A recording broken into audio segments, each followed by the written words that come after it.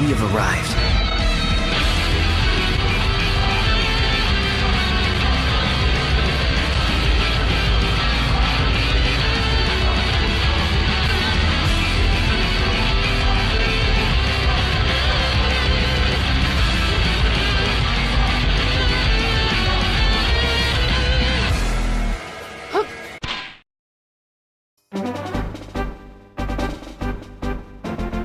On this day 20 years ago, February 27th, 1996, Pokemon Red and Green were released in Japan, which means, as of today, Pokemon is officially 20 years old.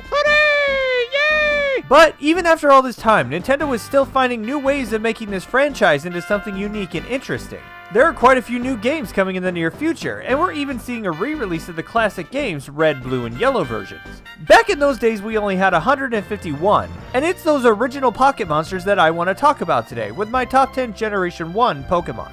One important thing to remember is that with 151 Pokemon to choose from, these are definitely going to come down to my own personal preferences and experiences, so it's a guarantee not to match your opinion. It should also go without saying that this is not based on any tier list. Actually, truth be told, some of these are horrible choices for competitive battles. These are my own personal favorites for my own personal reasons, and since they won't match yours, tell me your favorites in the comments section below. Alright, now that that's been said, let's do it!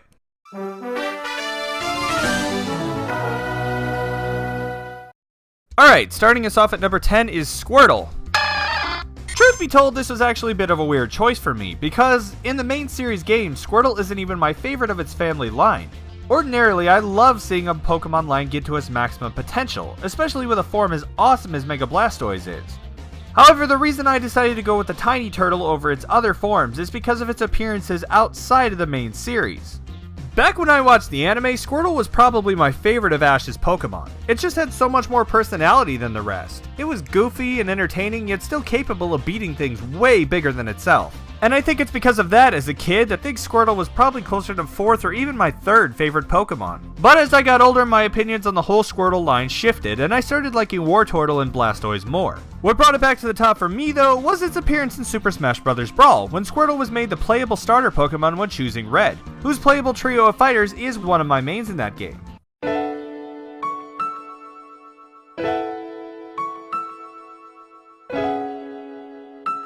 The newest Smash Bros. Games might have left it behind, but Squirtle will always be a Pokemon that I can rely on. And that's why it comes in at my number 10.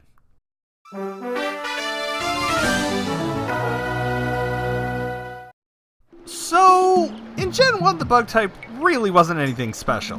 For being Psychic's only real weakness, most bug type Pokemon were, well, regular bugs. That is, until you got to go to the Safari Zone and found a Scyther. Now this is a real bug-type Pokemon. Scyther has the highest base stat total of all Pokemon that haven't evolved, but still can. Its evolution line is tied for my favorite bug-type of all time, and it has been on my final team several times, including Pokemon Conquest and most recently in Pokemon X. Standing at 4'11" and having 2 scythes for weapons, you can't get much more menacing than this thing. Its deadly scythe appendages can use attacks like Slash, Night Slash, Air Slash, Double Hit, X-Scissor, and Fury Cutter. Which, when combined with its Technician ability and a Choice Band, Scyther can become a pure force of nature. And on top of all that, it's badass design, and you have a Pokemon that I would fly into battle any day. Oh. Whoops.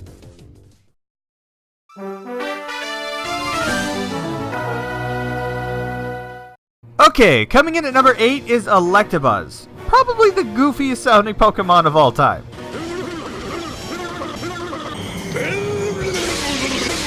Electabuzz is my favorite Generation 1 electric type, and just like Scyther before, its evolution line is still a part of my team today. But, unlike Scyther, Electabuzz can learn way more moves outside of its type. Despite Electabuzz being a pure electric type and learning a variety of great electric moves, Electabuzz can also learn moves like Ice Punch, Fire Punch, Hammer Arm, Psychic, Focus Blast, and a lot more, giving it a versatility that Jolteon and Zapdos just can't manage. Also, I have to give Game Freak credit where it's due on the design. With most Pokemon, you can figure out what animal or object they were going for, but this one? I don't really have an idea. It looks like a Final Fantasy monster. Like a tiger gorilla. And that's just cool.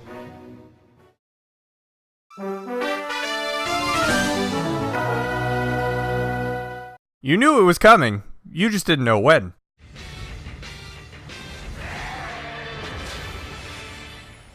Okay, this might be weird to some people, but I never really had much affection for Charizard growing up. It wasn't until much later on that I actually started to like him. Maybe it was because of the anime, or maybe its sheer popularity just got on my nerves. But I never seriously trained one up until Generation 4, when I got a pre-owned copy of Pokemon Diamond and a Charizard was there. That generation was amazing for Charizard, thanks to the physical special split and learning abilities like Solar Beam to deal with any annoying water, rock, and ground types. Later on, Charizard made its first appearance as a part of Red's team in Super Smash Bros. Brawl, and was the only one of the team to make it into the next game. Then in 2013, when it was time to build up hype for Generation 6, we were given the Kanto Mega Evolutions trailer, where we got to see our first look at the new Mega Charizard. It looked kinda lame. I think somewhere along the line even Game Freak realized that, because not long after that trailer we got...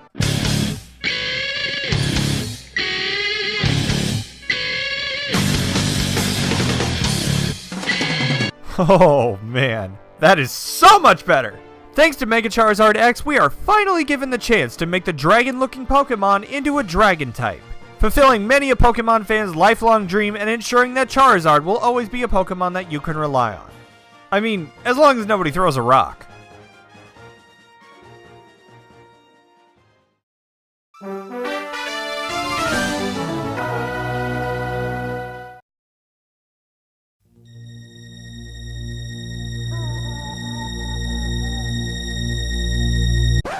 Wait a second, people are scared of this thing? This is quite the Pokemon. Out of 151 to choose from, it was Gengar that the players saw first each time red or blue was turned on. I don't mind, and it actually might have helped Gengar become as popular as it is. Gengar was my favorite Ghost-type Pokemon before Generations 5 and 6, but that doesn't mean to say that it wasn't without its issues.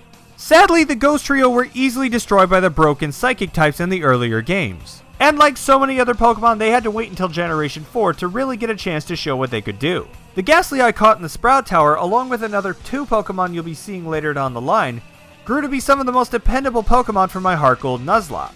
And like a lot of other great Kanto Pokemon, Generation 6 introduced a Mega Evolution for it, giving it even more reasons to be taken to battle, especially if you were lucky enough to pick up the special White Gengar, whose new ghostly white skin really helps this shadow Pokemon to shine.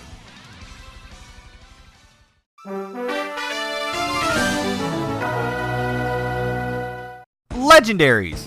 Before we had Pokemon that could control the land, the sea, the sky, or time and space, there were 2 legendaries that I just don't feel right about splitting up.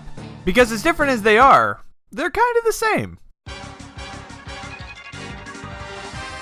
It's kind of crazy, we're almost 600 Pokemon later and these 2 are still just as big as they were.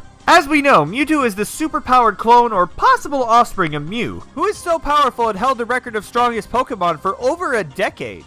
It was dethroned for a short while in Generations 4 and 5, but now thanks to its Mega Evolution, it's back on top. And I really enjoy seeing that Game Freak is still supporting their ultimate Pokemon. In many of the games that it's featured in, Mewtwo is the final boss, and it's typically your 6 Pokemon against just it. It's made appearances in Super Smash Bros., the first anime movie, and other various spin-offs, making it one of the most influential Pokemon to date. Mew, on the other hand, is much more obscure and rare. It has never been able to be caught without some sort of cheating device, glitch, or mystery gift. But it's kinda understandable. You can learn every TM, HM, or Move Tutor attack in the series, something that even the Pokemon creator can't do. And the movie showed that Mew is capable of dueling Mewtwo to a draw. However, more in line with its design, Mew is easily the most adorable Pokemon ever made, and prefers to play up in rainbow clouds or under Vermilion City trucks. It might pale in comparison to Mewtwo's whopping 680 stat points, but for its charm, Mewtwo and Mew will always be on par with each other. However, there's one thing that I have to wonder. If Mewtwo is the second Mew, why isn't he 151 in the Pokedex? How does that make any sense? That question has always bugged me.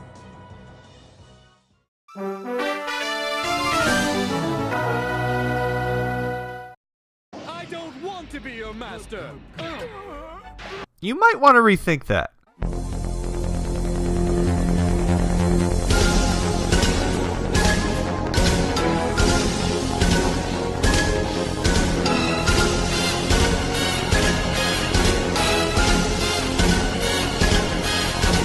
Gyarados is by far my favorite non-legendary water type from the first 2 generations, and I know for a fact that I'm not the only one who thinks so.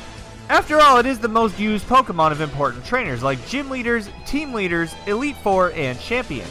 Its vicious attack power and various type coverage attacks like Earthquake, Ice Fang, Stone Edge, Flamethrower, Thunder, and more make it a dependable Pokemon as long as it's not zapped by anything. But of course, what most people know Gyarados for is introducing many trainers to their very first shiny Pokemon. The Red Lake of Rage Gyarados was one of my favorite moments in the Johto games. Because I didn't know there were other shinies at the time, I treated it as a one-of-a-kind legendary, and was always my favorite water Pokemon of choice.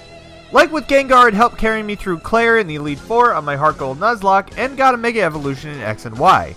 Unfortunately, unlike Gengar, I see this Mega Evolution with the Dark typing as a wasted opportunity, especially when comparing Gyarados to Charizard, the other non-dragon type that's used by dragon users and later made into a dragon. But Gyarados' giant disappointment of a Mega Evolution isn't going to stop me from loving it, and that's why it takes my number 4 spot.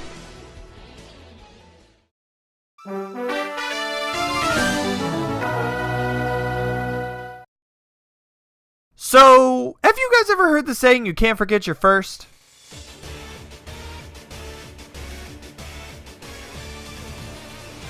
Coming in at number 3 is the entire Bulbasaur line. I honestly couldn't split them up because each form has been significant to me at one point or another. When I started my first Pokemon adventure, I struggled choosing a starter. I genuinely loved all 3 of them, and so it was a hard time choosing. Fortunately, I had seen enough of the anime to understand Pokemon evolution and how it works, so I was able to figure out that Charmander would become Charizard and Squirtle would become Blastoise. So I decided to pick Bulbasaur because that way its forms would be a mystery to me. I didn't know much about the mechanics of the game like type advantage other than the 3 starters being weak to 1 and strong to 1. So I had no idea that Bulbasaur was the best choice for battling the majority of the gyms. It was unintentional easy mode. But even outside of the main gyms, Bulbasaur continued to prove itself to me time and time again. Especially with my final battle with Blue, where it came down to his Charizard versus my Venusaur in the final battle, and every one of my friends kept insulting Venusaur over their precious dragon. But shockingly against all odds, the Pimply Plant Monster actually ended up taking the win without any items or other Pokemon being used. It started my love for grass starters, plant users in other series, and just like I had mentioned with Squirtle, the playable Ivysaur in Super Smash Bros. Brawl is one of my best characters. You know, it's actually pretty crazy thinking about how much has been changed by that tiny little seed.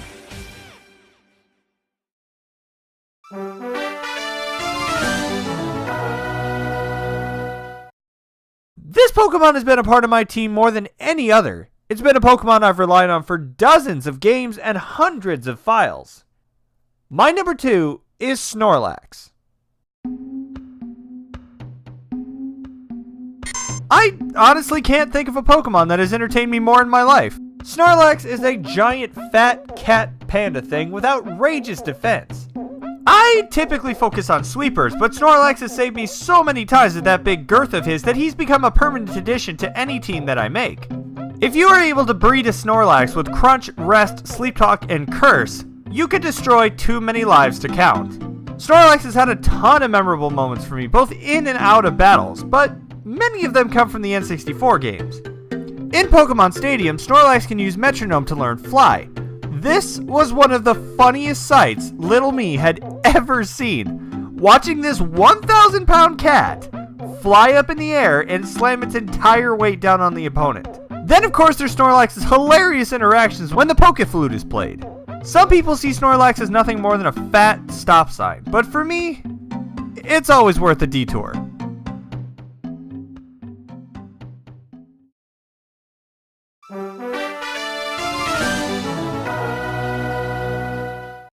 When I started thinking about this list, my favorites were constantly being re-examined and moved around, but there was never any doubt in my mind who number 1 was. I mean, after all, it's in the name.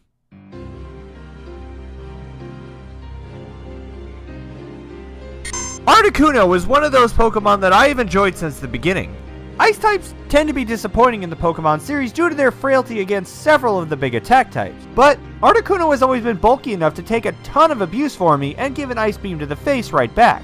While I don't use legendaries in my team nowadays, I honestly couldn't care less about that because Articuno was always a part of my main team back when I played the original games. Almost single-handedly taking down the Gym Leader Castle, Elite Four, and Champion in Pokemon Stadium. And in the second Pokemon movie, A Path to Power, Articuno was the only one of the original legendary bird trio that failed to ever be captured. which always left this impression on me that it was the best of the three. This is kinda shown to a degree in the games themselves. In Red, Blue, and Yellow, you can just swing by and pick up Moltres on your way through Victory Road, and Zapdos is available as soon as you get Surf. All you have to do is go to the power plant and walk to the end. But Articuno actually required some strategy to figure out the puzzles to reach, using the rocks to affect the water current in order to find it. I'll admit that might just be some personal bias, but at the end of the day it doesn't matter what Articuno appears in, because it's always the Pokemon that I have loved to see. It might not be the greatest battler of all time, but for being the center of my best memories of the early games, Articuno is my numero uno.